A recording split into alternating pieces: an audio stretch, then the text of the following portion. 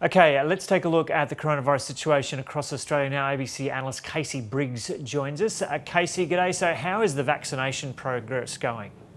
Yeah, hi Joe. So most days now we're seeing a record number of vaccine doses reported across the country. Yesterday was no exception.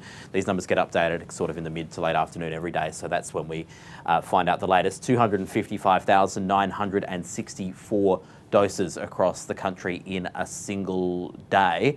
That is a pace that I don't think many of us had dreamed of when we began this process in February. We're finally seeing the sort of pace that we wanted from the beginning. 45.4% of people with a first dose, 23.7% with a second dose, and obviously that varies depending on the state you're in, from a high in terms of first doses of 52% in the ACT down to 40.4% in Western Australia, and New South Wales, of course, remains the fastest vaccinating state at the moment. Yesterday, that number, 48.1, that grew by more than 1%.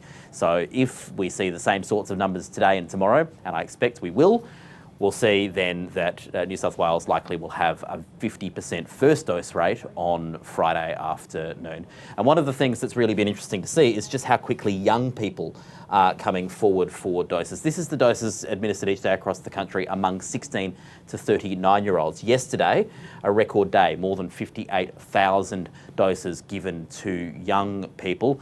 And what we're seeing is the states that have encouraged it, made it easier for young people to get AstraZeneca, and where the health advice is clearly recommending it, are dominating this. 60% of those doses in New South Wales, 20% in Victoria, which is making AstraZeneca far easier to get through state clinics as of Monday. We've had a few days now with some big numbers in Victoria. So young vaccination rates, people want AstraZeneca if they can get it, if it's easy to get, and the health advice recommends it. They are absolutely coming forward, and we're starting to see some improvement in the vaccination numbers among these people who have had the least access to vaccines at the moment. For example, 23% of people in their early 30s nationally have had a first dose now, but in New South Wales that number is 4 or 5% higher. And Casey, what's your latest calculation on when, take for example, New South Wales and Victoria, because they're the two states where there are significant outbreaks at the moment. Sydney obviously much more significant than Victoria. What's your latest calculation on when those states will get to a 70% vaccination? Yeah, so if we've been calculating this every day, if the pace remains the same in every state and territory of first doses, at the moment, on the current pace in New South Wales, you would expect this 48.1 to become 70 by mid-September, by about the 10th of September or so. And you'd expect then it to reach 80 within a couple of weeks of that. And that is by far the fastest state in the country at the moment on the pace of the current kind of rollout, presuming nothing changes. In fact, New South Wales will probably get to 80 before any other state or territory even gets to 70. But, and Victoria, I should say, you mentioned Victoria is one on the current pace, one of the slowest states to get to 70, but we're only just now seeing the ramping up of young people, and I think those numbers are growing day on day, and so Victoria might start to make some improvement in that kind of horizon, how far away these targets are in the next week or two, as will many of the other states. South Australia is now allowing 16 to 39-year-olds to book, to register to book a Pfizer shot. They might not get it for a month or so or even more, but they can at least start booking them, which means that we might start to see the pace picking up, of course, as Pfizer kind of supply ramps up next month particularly. I think, the horizons will come in. But at the moment, New South Wales, given the uptake of AstraZeneca among younger people and among middle-aged people, which is in plentiful supply, you're looking at getting to 70 within, a few weeks. Yeah, and so what about Victoria then? Obviously you're saying that the vaccination rates, the speed of it might change a bit, but so what's your best bet at this stage on when Victoria might get to 70%? And just explain for people who aren't across this in the kind of detail that you obviously are, when we say 70%, is that 70% of people having had one dose? Yeah, we've been sort of projecting out, really just visualising how long it would take on the current pace. And you may have noticed I dodged your question on the date because it's just slipped my mind, but it was sometime in October, I think, was the latest for Victoria. But I think that will speed up, and we are just talking about first doses. When I say New South Wales on the current pace would get to 70% within a few weeks, add another 6 weeks then to get to second doses at 70%, presuming everyone follows that kind of 6-week window that, that the public clinics are booking people in for at the moment. And so when authorities talk through this discussion about getting to 70%, are they referring, is the understanding is that when that is brought up, that is referring to people having had 1 dose rather than 2?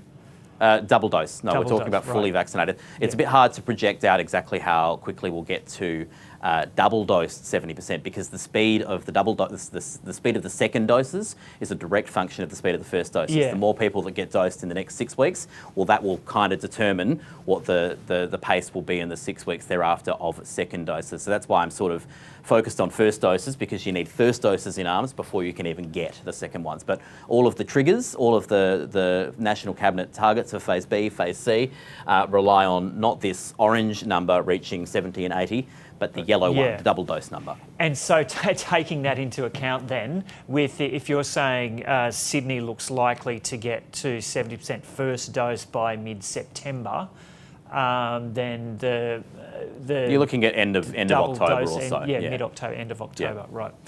Okay, thanks for that explanation. That was really good getting into detail about that. And just one other issue I was keen on crossing off with you was what's happening with the evolution of the Sydney outbreak. We heard the Premier talking about the cases creeping into adjacent suburbs now.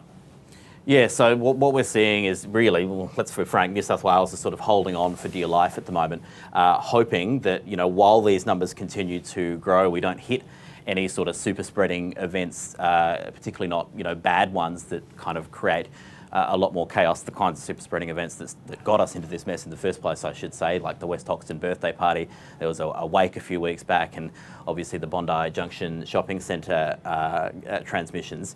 We're really just hoping that we don't see more of those, because this curve is increasing and it's steepening. So we've got an average of 300 cases a day at the moment. But you're asking about the regions. What we're seeing is this first LGA where the cases were of particular concern. We saw a big surge in Fairfield very quickly.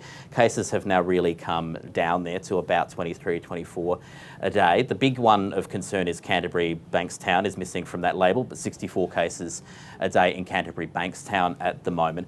But cases are across the city up because they're spread now through a number of regions. 30 cases a day in Blacktown. We've got a big surge happening in Penrith, almost 26 cases a day on average, even cases up in kind of Bayside. But there's also in there, we've got, no, not the red one, Georges Liverpool, River, we've got Blacktown. Georges River's actually a little bit lower than the other ones have been. It's of lower concern than some of these other ones.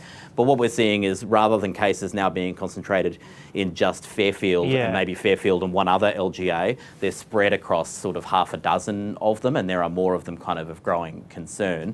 So the challenge now is managing kind of growing curves at lower levels in more LGAs, hoping you don't see more kind of spillover events into other other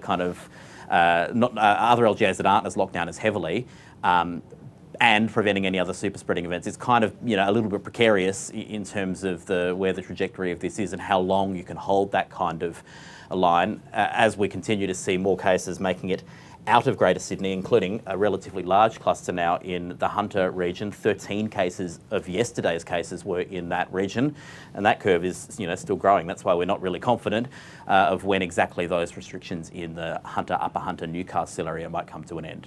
Okay, I could ask you a heap more questions. And actually, before we go, because go for it. Yeah, Victorian viewers will be very keen to hear your perspective this morning on the fact that we've got yet another day of, I think it's 21 locally acquired cases today, and the breakdown of those who've been infectious in the community. Yes, so 21, and I'm going to add 2 others in this chart as well that are interstate acquired, and we don't know really anything about those cases yet, but they are kind of formally counted as local acquired interstate, whether they're people on permits who went into quarantine or people on one of those exposure sites, flights that was named, or whether they're an incursion in the sense of, you know, a removalist or a freight driver or something like that that's been in the community. We just don't know much about those 2 cases. But of the other 21, most in isolation, but still a handful, I think it was 6 who are not isolated Yeah. through their full infectious period. So that is still a number we need to see come down to zero. And the other concern, still 4 more cases today on top of the 5 yesterday that were not linked as of this morning's update. They may well be linked. Yesterday's 5 may well be linked. We haven't had an update on those ones yet, but still some mystery cases being sorted through.